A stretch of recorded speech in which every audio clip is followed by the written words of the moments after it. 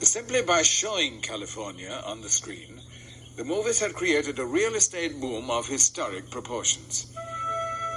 From a rural community, Hollywood had spread into a factory town.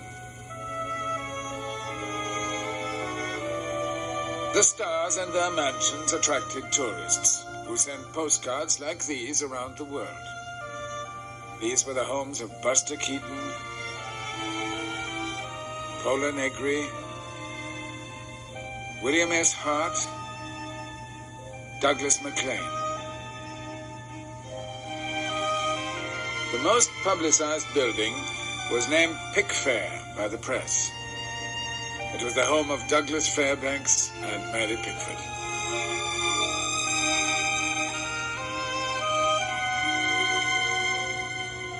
Visiting dignitaries would come to America.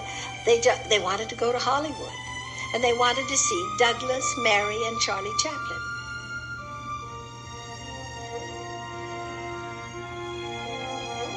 Well, Pickfair became the center, and the King and Queen of Siam stayed there, and Mary has a guest book just filled with the marvelous names of that. Lord and Lady Mountbatten spent part of their honeymoon at Pickfair. At the time of their reign in Pickfair, they were treated like royalty, and in fact they behaved in the same sort of dignified way as royalty did. And they also fulfilled the role of, as I say, of running the sort of very loose sort of society that would have been in Hollywood in those days. They were a great unifying force, and I think a great force for the good.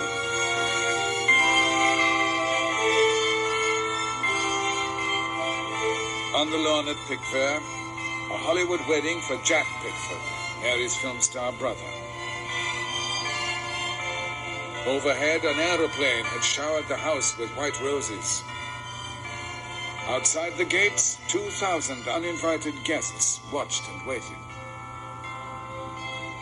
Pickfair was certainly the best taste house, not the biggest, most ornate, but the best taste house, I think, in Hollywood. It was run very much on English country house lines, and in fact, they really kept court there. It was like Buckingham Palace in London.